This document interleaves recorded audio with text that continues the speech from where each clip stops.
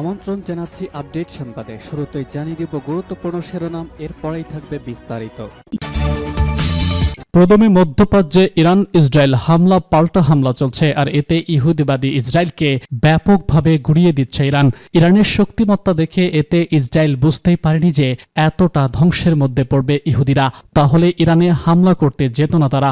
এই মুহূর্তে আমাদের হাতে এসেছে গুরুত্বপূর্ণ তাজা আপডেট সংবাদ। প্রথমেই জানাবো, যুক্তরাষ্ট্রের সংঘাতে জড়ালে পুরো অঞ্চল নরকে পরিণত হবে বলছে ইরান।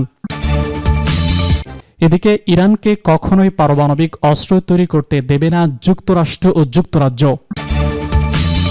এদিকে আরও জানিয়ে দিব, ইসরায়েলের বেরশেবায় ইরানের সরাসরি ক্ষেপণাস্ত্র হামলা। এদিকে আরও থাকছে, ট্রাম্পের সঙ্গে পাকিস্তানের বৈঠক কি বার্তা দিচ্ছে। জানিয়ে দিব, নিজ বাড়িতে মিলল ইসরায়েলি 2 নারীর গুলিবিদ্ধ মরদেহ, আতঙ্কে ইসরায়েল। সর্বশেষ জানিয়ে দিব, নতুন গোয়েন্দা প্রধান পেল আইআরজিসি। শুনছিলেন সংবাদ শিরোনাম, এখন বিস্তারিত। তার আগে অনুরোধ থাকবে, ভিডিওতে একটি লাইক দিন এবং কমেন্টস করে জানিয়ে দিন কোন জেলা থেকে বা কোথা থেকে আমাদের সঙ্গে যুক্ত রয়েছেন। যুক্তরাষ্ট্র সংঘাতে জড়ালে পুরো অঞ্চল নরকে পরিণত হবে বলছে ইরান। ইসরায়েল ইরান চলমান সংঘাতে যুক্তরাষ্ট্র সরাসরি জড়ালে সমগ্র মধ্যপ্রাচ্য ভয়াবহ পরিণতি নেমে আসবে বলে হুঁশিয়ারি দিয়েছেন ইরানের উপপ্রতিরক্ষা মন্ত্রী সাইদ খাতিবজাদে। বিবিসিকে দেওয়া এক সাক্ষাৎকারে তিনি বলেছেন, এটা আমেরিকার যুদ্ধ নয়। যদি প্রেসিডেন্ট ট্রাম্প এই সংঘাতে অংশ নেন, তাহলে ইতিহাসে তাকে এমন একজন প্রেসিডেন্ট হিসেবে মনে রাখা হবে যিনি একটি অপ্রয়োজনীয় যুদ্ধে জড়িয়ে পড়েছিলেন। খাতিবজাদে আরও বলেছেন, যুক্তরাষ্ট্রের সম্পৃক্ততা এই সংঘাতকে আরও জটিল করে তুলবে। এতে আগ্রাসন বাড়বে এবং নিরীহ মানুষের উপর নৃশংস নির্যাতনের অবসান দীর্ঘায়িত হবে। ইসরায়েলের দক্ষিণাঞ্চলের বসকো হাসপাতালে ইরানি ক্ষেপণাস্ত্র হামলার পরপরই এই মন্তব্য করেছেন ইরানের উপপ্রতিরক্ষা মন্ত্রী। তবে ইরানের রাষ্ট্রীয় গণমাধ্যম দাবি করে, হাসপাতাল নয়, লক্ষ্যবস্তু ছিল এর আশেপাশে থাকা একটি সামরিক স্থাপনা।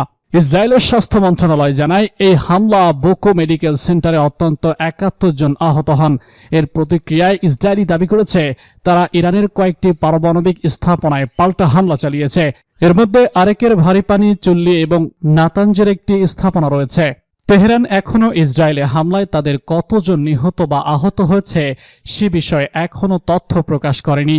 তবে সাইদ খাতিবজাদে বলেছেন, তেহরান এখনও কূটনীতিক সমাধানকেই অগ্রাধিকার দিচ্ছে।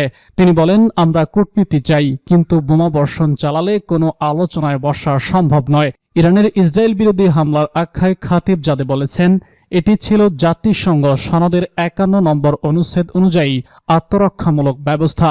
তার ভাষায়, 13 জন যখন সংঘর্ষ হঠাৎ বেঁধে যায়, তখন তেহরান কূটনীতিক আলোচনায় ছিল, কিন্তু ইসরায়েল প্রথম আঘাত আনে, কয়েকজন শীর্ষ কর্মকর্তা ও পারমাণবিক বিজ্ঞানীকে হত্যা করে।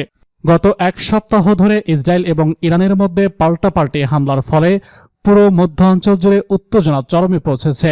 এই অবস্থায় বৃহস্পতিবার হোয়াইট হাউস জানিয়েছে, আগামী 2 সপ্তাহের মধ্যে প্রেসিডেন্ট ডোনাল্ড ট্রাম্প সিদ্ধান্ত নেবেন যুক্তরাষ্ট্র সরাসরি এই সংঘাতে জড়াবে কিনা। ইরানকে কখনোই পারমাণবিক অস্ত্র তৈরি করতে দেবে না যুক্তরাজ্য ও যুক্তরাষ্ট্র। ইরান কখনোই পারমাণবিক অস্ত্র তৈরি বা অর্জন করতে পারবে না বলে একমত হয়েছে যুক্তরাজ্য ও যুক্তরাষ্ট্রের 2 পররাষ্ট্রমন্ত্রী।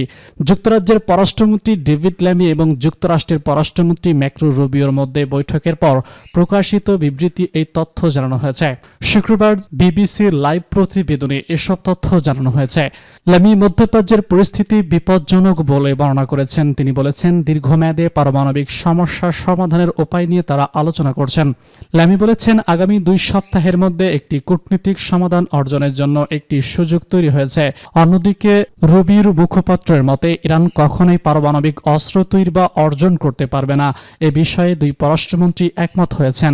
এর আগে হোয়াইট হাউস জানায়, মার্কিন প্রেসিডেন্ট ডোনাল্ড ট্রাম্প বলেছেন যে তিনি 2 সপ্তাহের মধ্যে ইরানের মার্কিন সম্পৃক্ততার বিষয়ে সিদ্ধান্ত নেবেন। ইসরায়েলের বেরশেবায় ইরানের সরাসরি ক্ষেপণাস্ত্র হামলা। এবার ইসরায়েলকে লক্ষ্য করে ফের ক্ষেপণাস্ত্র ছড়েছে ইরান। টাইম অব ইসরায়েলের লাইভ প্রতিবেদনে বলা হয়েছে, ইসরায়েলের দক্ষিণাঞ্চলে বেরশেবায় সরাসরি আঘাত এনেছে ইরানি ব্যালিস্টিক ক্ষেপণাস্ত্র। প্রতিবেদনে বলা হয়েছে, মাইক্রোসফট ভবনের কাছে বেরশেবায় বিকট বিস্ফোরণের শব্দ পাওয়া গেছে। ইসরায়েল হাম বলছে, ইরানের নতুন করে চালানো ক্ষেপণাস্ত্র হামলায় ভবন ক্ষতিগ্রস্ত হয়েছে, তবে এখনো পর্যন্ত কোনো হতাহতের খবর পাওয়া যায়নি। টাইম অব ইসরায়েল বলছে, ইরানি ব্যালিস্টিক ক্ষেপণাস্ত্র হামলায় বেরিশাবায় অনেক ক্ষয়ক্ষতি হয়েছে। ক্ষেপণাস্ত্রটি অ্যাপার্টমেন্ট ব্লকের বাইরে আঘাত এনেছে। এতে বেশ কয়েকটি গাড়িতে আগুন ধরেছে এবং আশেপাশের ঘরবাড়িও ক্ষতিগ্রস্ত হয়েছে। আগুন নেভানোর দমকল বাহিনীর কর্মকর্তারা কাজ করছে বলে প্রতিবেদনে বলা হয়েছে। ইসরায়েলের প্রতিরক্ষা বাহিনী আইডিএফ বলছে, বাসিন্দারা এখনও তাদের আশ্রয়কেন্দ্র থেকে বেরোতে পারবেন। ট্রাম্পের সঙ্গে পাকিস্তানের বৈঠক কি বার্তা দিচ্ছে? মার্কিন প্রেসিডেন্ট ডোনাল্ড ট্রাম্পের সঙ্গে পাকিস্তানের সেনাপ্রধান আসিম মুনিরের সম্প্রতি একটি বৈঠক অনুষ্ঠিত হয়েছে। বৈঠকটি পাকিস্তানের সঙ্গে একদিকে যেমন কূটনীতিক অগ্রগতির ইঙ্গিত বহন করছে, অন্যদিকে ফেলেছে কঠিন প্রশ্নের মুখোমুখি। বুধবার অনুষ্ঠিত এই বৈঠকটি পাকিস্তানের অভ্যন্তরে সরকারিভাবে একটি সফল কূটনৈতিক প্রচেষ্টা হিসেবে প্রচার করা হলেও বিশ্লেষকরা জানান, এর রাজনৈতিক এবং আন্তর্জাতিক প্রতিক্রিয়া অনেক বেশি জটিল। বিশেষ করে যখন মধ্যপ্রাচ্যে ইরান বিরোধী অবস্থান নিয়ে যুক্তরাষ্ট্র আবারও সক্রিয় হয়ে ওঠে। পাকিস্তান সবসময় ইরানের বিরুদ্ধে সামরিক পদক্ষেপের বিরোধিতা করে এসেছে, এমনকি ইসরায়েলের কার্যক্রমকে প্রকাশ্যে নির্মম বলেও উল্লেখ করেছে। ট্রাম্প প্রশাসনের ইরান বিরোধী মনোভাব এবং ইসরায়েল প্রীতি পাকিস্তানের জন্য তাই এক ধরনের নীতিগত দ্বিধার কারণ হয়ে দাঁড়িয়েছে। বর্তমানে পাকিস্তান ইরান থেকে প্রায় ৩,০০০ নাগরিককে ফেরত আনতে একটি জটিল উদ্ধার অভিযান পরিচালনা করছে। এই পটভূমিতে ইসলামাবাদ ও ওয়াশিংটনের ঘনিষ্ঠতা কী ধরনের বার্তা দিচ্ছে তা নিয়ে নানা মহলে প্রশ্ন উঠছে। 2 ঘণ্টাব্যাপী বৈঠকটি গণমাধ্যমে উপস্থিত ছাড়াই সম্পন্ন হয়। বৈঠকে ঠিক কী আলোচনা হয়েছে সে বিষয়ে সরকারি বিবৃতি সীমিত। পররাষ্ট্র মন্ত্রণালয়ের সংবাদ সম্মেলনে যখন এই সংক্রান্ত প্রশ্ন উঠতে থাকে, তখন মুখপাত্রের কিছুটা অস্বস্তির প্রক্রিয়া দেখা যায়। সবথেকে জোরালো প্রশ্ন হয়েছিল, বৈঠকে কি কেন বেসামরিক রাজনীতিক উপস্থিত ছিলেন? প্রশ্ন উঠছে পাকিস্তানের গণতান্ত্রিক কাঠামো নিয়েও। উত্তরে মুখপাত্র বলেছেন, পাকিস্তান একটি গণতান্ত্রিক রাষ্ট্র, তবে তিনি বৈঠকের বিস্তারিত জানতে সাংবাদিকদের সেনাবাহিনীর সঙ্গে যোগাযোগের পরামর্শ দেন। এই মন্তব্য আরও স্পষ্ট করেছে যে বৈঠকটি মূলত সেনাবাহিনীর উদ্যোগেই হয়েছে এবং এতে বেসামরিক নেতৃত্বের অনুপস্থিতি নিয়েও বিতর্ক তৈরি হয়েছে। নিজ বাড়িতে মিলল ইসরায়েলি 2 নারীর গুলিবিদ্ধ মরদেহ। ইসরায়েলের নিজ বাড়ি থেকে 2 নারীর গুলিবিদ্ধ মরদেহ উদ্ধার করেছে পুলিশ। শুক্রবার টাইম অব ইসরায়েল প্রতিবেদনে এসব তথ্য জানানো হয়েছে। পুলিশ ছাড়াই দক্ষিণাঞ্চলীয় সিলভা পারিবারিক বাড়িতে 2 নারীর গুলিবিদ্ধ মরদেহ পাওয়া গেছে। ওই 2 জনের বয়স 20 বছর। পুলিশ ঘটনাস্থল থেকে আলামত সংগ্রহ করেছে। এই ঘটনার তদন্ত চলছে। ইসরায়েলে একের পর এক মিসাইল হামলা করছে ইরান। এই নিয়ে দেশটির বাসিন্দারা আতঙ্কিত। গভীর রাতেও নিজ ঘর ছেড়ে বাংকারে আশ্রয় নিতে হচ্ছে তাদের।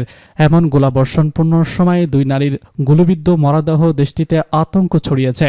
এদিকে ইরানের হামলার পর ইসরায়েলের হাইফাই বাজান তেল শোধনাগার অবিলম্বে খালি করার নির্দেশ দিয়েছেন সেখানকার মেয়র।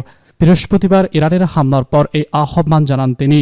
মেয়র দাবি করেছেন, ইরানে হামলায় তেল শোধনাগারে নিরাপত্তা ঝুঁকি তৈরি হয়েছে। নির্ভরযোগ্য জ্বালানি সম্পদ হিসেবে এর কার্যকারিতা সীমিত হয়ে গেছে।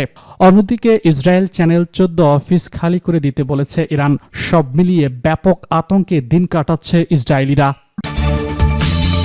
নতুন গোয়েন্দা প্রধান পেল আইআরজিসি। ইরানের এলিট বাহিনী ইসলামিক রেজলিউশনারি গার্ড কর্পস আইআরজিসি এর গোয়েন্দা বিভাগের নতুন প্রধান হিসেবে দায়িত্ব পেয়েছেন ব্রিগেডিয়ার জেনারেল মাজিদ খাতামি। বৃহস্পতিবার আইআরজিসির শীর্ষ commander major general Mohammad Pakpour তার নিয়োগ চূড়ান্ত করেছে বলে জানিয়েছে রাষ্ট্রীয় বার্তা সংস্থা ইরানা। মাজিদ খাতামি এর আগে বাহিনীর বিভিন্ন গুরুত্বপূর্ণ দায়িত্বে ছিলেন। এবার তিনি সদ্য নিহত ব্রিগেডিয়ার জেনারেল মোহাম্মদ কাতিমির স্থলাভিষিক্ত হলেন। কাতিমি গত 15 জুন ইরানে ইসরায়েলি বিমান বাহিনীর হামলায় নিহত হন।